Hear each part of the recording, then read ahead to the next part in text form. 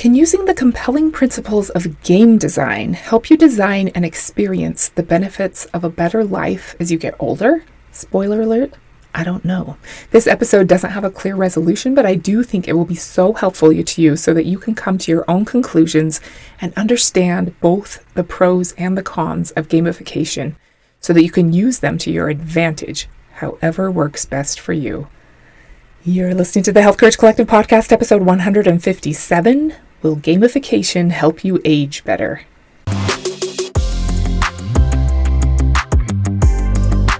Welcome to the Health Courage Collective podcast, the show for women who are too busy to slog through hours of generalized, inapplicable, and often contradictory health information, but too smart to ignore that a few minutes of focused attention now can prevent years of suffering in the future. I'm your host, Christina Hackett, a pharmacist who doesn't want you to live on prescriptions, a certified coach specifically trained to maximize your potential, and a compulsive learner obsessed with preventative, cutting-edge, holistic, and integrative medicine. I'm on a mission to increase your physical and mental resilience so you can fearlessly look forward to your next 40-plus limitless years. Your time is now. Let's go. Hello, my friend, and welcome to another episode. I hope you're having a great day. How is your resistant starch consumption? Have you thought of ways that foods that have been sort of vilified can actually help you live better? Remember, in order to age at an elite level, you don't just eat for yourself and what your human body needs. You need to eat for your bacteria because they control so much of your physiologic function and experience of life. Let's start out today thinking about some of the things that really matter to you. What do you want to make sure are a part of your life now and all along the way until you're 95 years old? If you're an overachiever, pause and write them down. If you're like me and you listen to podcasts only while doing things that are not conducive to stopping and writing a list, make the list in your mind. What things do you want to make sure are part of your future and part of who you fundamentally are? Here are a few of mine just to give you a starting point to get your own ideas flowing. Continuous improvement, being a little better today than I was yesterday. Integrity, doing what I said I would do and always choosing what's right over what's easy. Being forward thinking, hooking my future self up with awesome opportunities. Doing hard things. Being kind, being courageous, being grateful, seeking wisdom, helping others, developing anti-fragile resilience, seeing the good, experiencing wonder and joy, and of course, respecting life, including the biological functioning of my physical body. Okay, your turn. All that matters here is what matters to you. What needs to be part of your life in order for you to feel like you created what you were here to do? Now's your chance to pause and write down your list.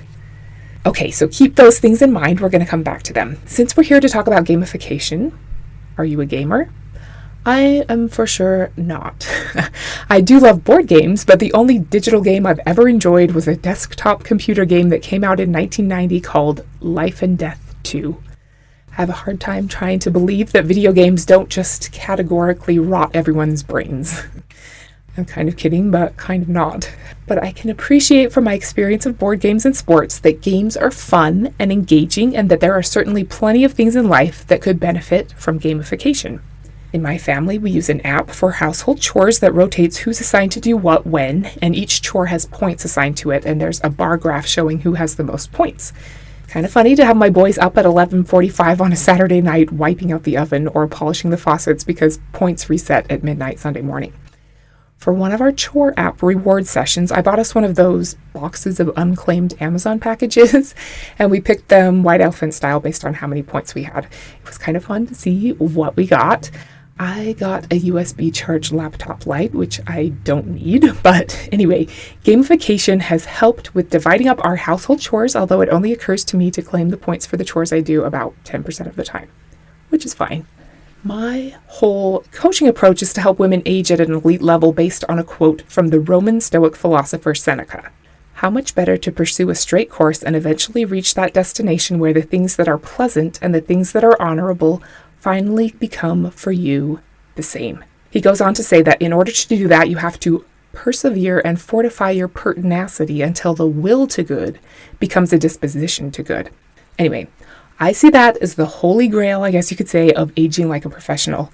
The things that are most enjoyable and that you naturally most want to do, and the things that are highest leverage drivers of genuine long-term health from a subcellular level up, become for you the same things. That's where I want to get you, because it's so powerful. Having the things you crave and the things that promote an incredible health span be the same things. We can do it together. It's so much fun. So the question is, can gamification help us get there? Will we age better if we gamify our approach to aging and health optimization? Jane McGonigal thinks so. She gave a TED Talk way back in 2010 that has 6.5 million views. Good for her. She's a game designer who said in her 2010 talk that people spend 3 billion hours per week online gaming, and that she thinks that the only way to save the planet is for people to spend 21 billion hours per week gaming online. What?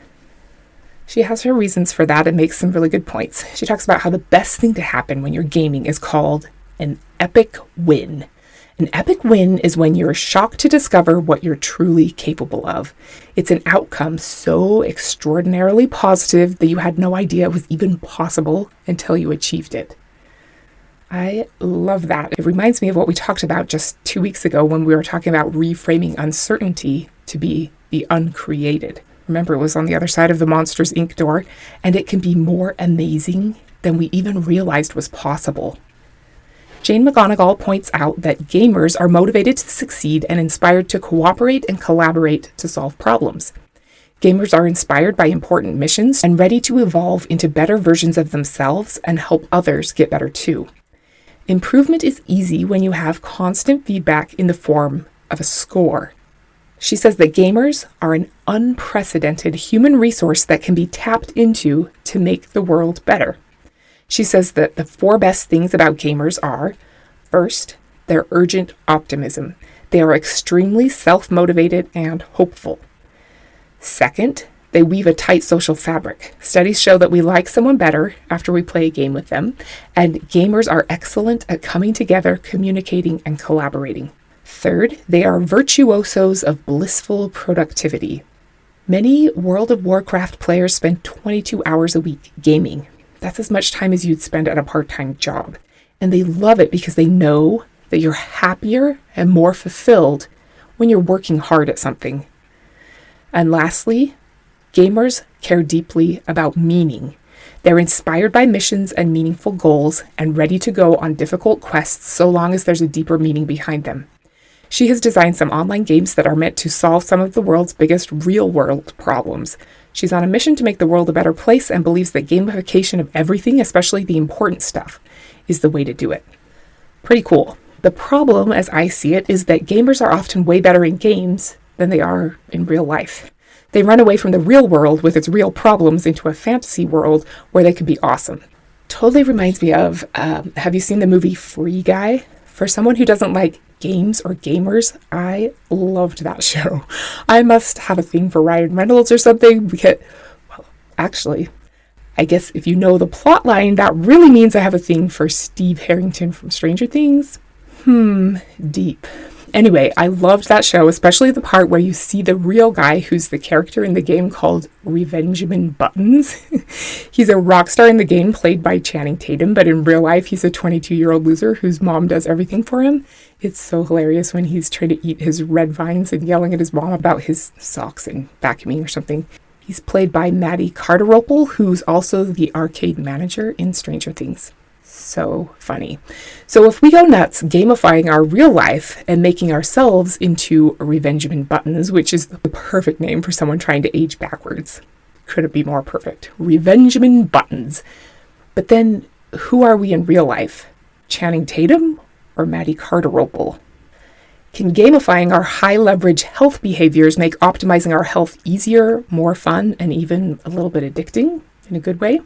It seems to me like Fitbit, Garmin, Aura, MyFitnessPal, Strive, Pantheon, and a lot of other companies seem to think so. And research does show that you tend to like doing things more just from doing them more. So if you adjust what you normally eat to get more lean protein so that you get more points in your app, you tend to start to like eating meals and snacks with more lean protein over time. I'm hoping my kids become more naturally inclined to wipe out the oven and polish the kitchen faucets over time too. I care deeply about my sleep score and readiness score and love that I can check them in my Aura app, and I do adjust my life a little bit based on the data I get from my Aura ring, which I think is helpful. So, gamifying is always great, right? Using it to help us do more healthy things will help us live longer and better. Maybe. Humans have been making wine for about 6,100 years. That's a long time. Only about 50 years ago, Robert Parker introduced a wine scoring system that gives wines points for whatever things he thinks are important. And the impact on the wine industry has been huge. Anyone can look at the score and make a snap judgment about a wine without understanding any of the intricacies or nuances of the wine. If a wine with a lot of interesting and delightful qualities gets a low score, nobody will bother to be curious enough to try it and find out about things that they never knew about. Giving a simple score oversimplifies the complexities of wines and takes away some of the opportunities for curiosity of the consumer. Consumers value judges' opinions more than their own, even though the scores are subjective to whoever is drinking the wine, be it a judge or a regular Joe. Higher scoring wines, of course, can jack their prices way up, so there are advantages to schmoozing and otherwise persuading the judges to score your wine as high as possible. Corruption is possible there too. Many people say that the only people who truly benefit from the wine scoring system are the judges. What has happened to winemakers since the point system was invented in the 70s is that instead of producing wine from heirloom family growing practices and recipes and celebrating the subtle differences, they are attempting to produce wines that will score well. They're sacrificing tradition and diversity for the chance at a high score that will mean a higher profit. You can't blame them because this is a business, of course. They're motivated by profits, but there is for sure something being lost to playing for points, especially subjectively assigned points. T. Nguyen is a philosophy professor right by me here at the University of Utah. He's a gaming expert and a deep thinker who makes some awesome points I had never thought much about before. Gamification requires metrics, obviously. The wine points, numbers of hours of sleep, number of hours in deep sleep, number of steps walked, number of calories eaten, grade point average, etc. Metrics are, of course, useful in so many ways. Having a quick and easy measurement that can be tabulated is super appealing because it gives us a target, which we need, and makes things simpler and more clear, which feels great. It feels good to know what you're aiming for, to be able to assess your proficiency, and to make a game of getting better at hitting the target. Problem is that doing so takes away what's truly good about the good thing that you're doing. You internalize the metric. Dr. Nguyen is a professor, so gave the example of GPA and said that the things that he believes are truly important about doing well in school are no longer even considered. Curiosity, creativity, empathy, the ability to self-reflect, thoughtfulness, the development of the ability to positively contribute to the world, and enjoyment are all really hard to measure. So we tend to lose what truly matters to us and our college experience because our values have been overridden by being forced to play the GPA game. We're not even given a chance to figure out for ourselves what we want to value about the experience because we're told by the experts who mean well what needs to matter to us. Because GPA is much easier to measure than creativity and the ability to self-reflect. I think more data, especially biomarker health data, is awesome, but we run the risk of ending up with a more simplified experience of life that doesn't truly represent the entirety at all. In a game, the rules of the game are what make it fun. They tell you what you're trying to do, how to do it, and what obstacles will be in your way. Most people think that a game designer's job is to tell you a story that you can get caught up in. I'm not a gamer, but I think people want epic quests, something to jump on board with. The satisfaction comes from the internal logic of the game rather than its service to things we care about in the real world. If that's getting more steps, eating more broccoli, sleeping longer, improving your cardiorespiratory endurance, or increasing your strength, that all seems great to me. Dr. Nguyen says that what a game designer actually does is sculpt your agency. They tell you what your environment is, what your abilities are, and are not, and most importantly, what your motivations are. This is huge. Gamification makes things more fun and more satisfying, but at the expense of our autonomy. Do you want someone else in charge of your agency? Maybe sometimes. I like to be in charge of my boys' house cleaning agency, and there are people who I trust who I wouldn't mind putting in charge of my nutrition agency. But I'm sure you can see the problem of gamifying everything the way Jane McGonigal suggests is the only way to save the world. We're trusting the game designer with our agency. And even if we don't mind giving up our agency like wine buyers do because they trust the sommelier judges, we're sacrificing the subtleties and nuances that create a deeper and more meaningful experience. We're told what matters, and we're told what we are and are not capable of doing, understanding, and integrating into our lives. Most of us know that many of our digital experiences have been gamified, i.e. designed to act like slot machines without our permission or knowledge. Social media being the most obvious one. They talk all about this on the great movie, The Social Dilemma, which everyone should see. The little notifications and unpredictable rewards attempt to force us to play their game. And of course, the objective of the game is to keep us on the social media for as long as possible and keep us coming back constantly. Michael Easter has a section in his book, Scarcity Brain, that talks about how Twitter use changes politics. Politicians who tweet in an honest attempt to connect with their constituents somewhat subconsciously see that they are rewarded more with the metric of likes, comments, and retweets when they say more divisive and inflammatory things. So they unconsciously start doing more of that, thinking that they're growing in popularity because they're winning the game, and it affects the way they behave in the office. Scary. There's a whole idea called moral contagion, part of which is that the information that's optimized to win the social media game of, quote, engagement becomes what people see most because the algorithm feeds it to more and more people, and that information shapes how we see the world, what we believe to be true, and in turn, who we fundamentally are. The world starts to become more black and white, or it seems that way, because we lose the ability to see all the shades of gray and potentially all the beautiful different colors.